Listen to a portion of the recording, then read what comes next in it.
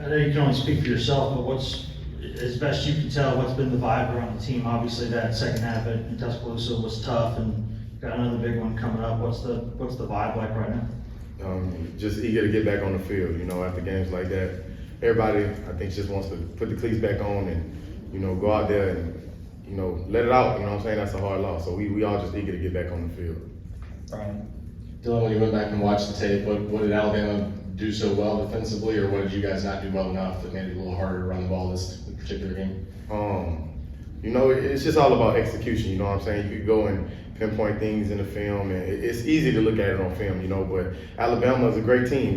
Nick Saban is always going to get them right at halftime. So the thing is, we got to maximize the opportunities that we had in the first half. We left points out there. And that was a concern. What I'm saying? There was multiple times where our defense was stopping them. What I'm saying? We should have took advantage, of them points, because SEC game, rivalry game, you can't expect them to be down the whole game. So just they did a good job adjusting, and we just got to finish. We got to play 4 quarters. But credit to them. We got to come back. We got to do a better job. Ben. Dylan, it was pretty obvious how disappointing and frustrated you all were coming off the field on Saturday, and Coach Heupel talked about still the disappointment lingering during the meetings on Monday. Have you sensed you all being able to flip the page pretty well since those Monday meetings? Yeah. I mean, we have no choice but to. You let it hurt on Sunday. You watch the film on Monday, but you got to clear it. And that's what everybody on the team is forcing everybody else to do. That's why, what I'm saying, you put your trust in your brothers. We hold each other accountable. Like, we don't got no other choice but to wipe it clean and go out and focus on the next game, which is Kentucky. Casey. How hard is it to have back-to-back road games, especially when you're coming off a loss like Alabama? It's just the environment is crazy. We play in the SEC. It's like every week is a rivalry game. Just how there's no other conference like this conference. So, but we knew what we were getting into after the bye week. We knew after Texas A&M that we were going to have a hard run.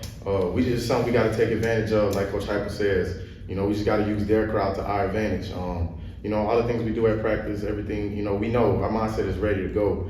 And, at the end of the day, we got to get a win. Somehow, some way, we have to pull out a win. And so that's what we're going to do. And then Eric.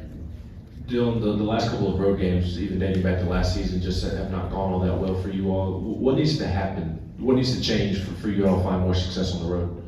I don't even want to pinpoint as on the road now, because you can see we started off fast. It's really just a point about finishing. Not letting when things don't go our way, not letting that affect us. Everybody needs to keep a good morale. There's times in that game we can come back. We just have to stay calm, recollect. Because they're gonna make plays, just like we're gonna make plays. So it's like we got to cut all the noise out and just do that. And just finish. We started off hot. We didn't finish in the second half. So that's the whole word, is just finish. Play 4 quarters, however long until that clock ticks 0. Eric. Looking ahead to Kentucky, what stands out about their defense? What are some of those challenges that you guys are going to have to overcome? They have a good size on the D-line, like many SEC teams do. They play hard, but we just gonna have to run the ball hard, just like we have been. That's just our mentality. To go out there, they been playing pretty good all season. And it's gonna be a big game, a night game. So it's gonna be a hostile environment. But we just gotta do what we do at at ordinary level. Do it at a high level. So just go in, get the game plan right, and have that mentality that we there to win. Adam. Coach always talks about this snap and clear mentality. Is that harder to do than just to forget whatever bad thing just happened and we're going to the next play? And everybody's different. It takes training. It takes games like that to train that. You can't do it unless you've been a part of it. And I'm pretty sure at some point in all of our lives, we have been a part in that game, everybody on this team. So it's just like that is perfect in-game experience of just wiping and clear the next play. Clear the next, snap, watch the film, clear it. Like now it's the next game. We can't focus on that anymore. We wish we could get it back, but it's like we moving on now. So it takes games like that to build, a character like that to just wipe your mindset clean. A brain is like a muscle, you got to train it as well too, and that's one of the hardest muscles to train. So, sometimes fans or even media look at situations like Alabama, when everything's going wrong in the second half, that leadership fixes that, or you guys should be angry, or something, emotion. Is that overthinking it? Does leadership change any of the circumstances? It's just hard to pinpoint, because I try to do as much as I can, but sometimes words can only do so much. Actions are big, and sometimes people need actions to spark. Because if you speak too much, you kind of just get discredited. Sometimes people don't feel like hearing it. So sometimes it's leadership, but sometimes it's just the feeling of the moment. Sometimes you got to bring people along with actions, and just let people know that you're here. You know what I'm saying? Pick their head up. Like we had guys like Tyree. You see, being a leader on and off the field with one of the older guys. Like it just takes people, players like that every single day. You know what I'm saying? We got each other's back. In moments like that. One or two more, Wes? Dylan, you were talking earlier about some of the stuff on the road and kind of playing through it. What does that take? Is it sort of just a sharper mental focus? Is it just, an ability to wipe out the noise more? Because it's usually easier or for most people to answer the bell kind of at home, but there's road games during the season too. So how do y'all get to that point? It's just like preparation and practice. We prepare ourselves for the hostile environment. But we have to train our mental to just go out there and play ball. Like when it's just 11 on 11 against the field, it's like at the end of the day, we cannot blame the crowd for what goes on the field. We have to train, we have to be prepared, we have to settle in. We can't have self-inflicted wounds, we can't have, too many penalties that hurts us, So it's just training and being ready for that mindset, knowing that we're gonna be in a hostile environment. You start fast, you start early, you take that energy out of the crowd, and now you're just playing ball.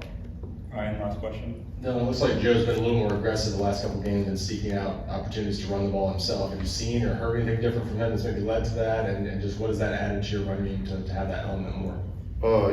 Joe is a player that, he cares so much about the game. And he's willing to do, everything he can to help us win. So, he talks with us, and, we constantly tell him, Joe, he's big, 240, 6'6", 240, like, if you can run the ball, But, he's just a competitor, just like us, just like everybody in here. And so it's times where, it's game time decision, full speed decision. You make that play, and he's just done a good job being just aggressive and being that competitor over the past few games. Thanks, Dylan. Thank you. And obviously, this second half of Tuscaloosa didn't go the way that y'all wanted it to go as a physical game. You got another physical one coming up this week. What do you think the team kind of is mentally, physically right now? Yeah, I think we're ready to, go out there again and show what we can do. Last week didn't go the way we wanted to, so I feel real eager to, get back out there and, play some ball. Eric, and then we'll go to Casey in the back. Eric, how different can a game like what's coming up on Saturday maybe be different from the normal? It's kind of a downhill, it's going to be in the box, physical, run game for Kentucky. Is that any type of different preparation at all on your end? No, I think, each week you want to go into, stopping the run. I think that's the mindset going into any week, no matter who it is. I feel like they do a little more of that, which is running the ball downhill, but I don't think so. I think, just being more disciplined on focus with our eyes and, of course, stopping the run for sure. Casey? What do you think Elijah Harry needs to do to take it to the next level as a linebacker within this program? Yeah, I think he's playing some good ball. He's a young kid, still learning, still growing. I think he's holding his own out there for sure. I feel like just really the discipline part of it, just being more disciplined, and that's everybody on the defense side of the ball, including me. We just got to be more disciplined, especially with our eyes. A lot of teams are giving us a lot of motion, changing our run fit. So we just got to be disciplined with our eyes. Ben? How impressive is Ray Davis on tape, and what do you think he does well that allows him to be successful? Yeah, he got a lot of highlights through the film we watched. I think he's a really good back. He's a one-cut, get downhill type of guy. Runs hard, shifty. I like his game. I think it'll be a good challenge for us for sure. Eric again? Aaron, how important is it to kind of leave what happened last week in Tuscaloosa, flip the switch, and snap at their mentality this week for a Kentucky team that's pretty decent? Yeah, definitely. That's what we preach all the time. Next play, snap clear. In this case, it's next game. We got to focus on what's next, what's coming up, which is Kentucky. And so I feel like it's uber important that we do that. Forget about what happened last week and just focus on how we get better this week. Patrick. Aaron, what kind of season do you feel like you've had individually so far, and what are you looking to do over the next however many games left? Yeah, I feel like I've had an okay season personally. I feel like I can just keep getting better, more disciplined. I feel like I haven't been as disciplined as I should have been through the past couple of weeks. Just doing that, which will make me more comfortable out there. So I feel like just being more disciplined. Patrick again. You kind of touched on Elijah a minute ago. What's kind of the dynamic out there? I'm sure you got used to working next to Keenan for a while in the offseason. What's that been like over the past several games to be next to Elijah and kind of work everything out with him? Yeah, I think it's been good. I feel like our communication has been good. He plays hard. I like playing beside him. I know he's gonna stick his nose in there.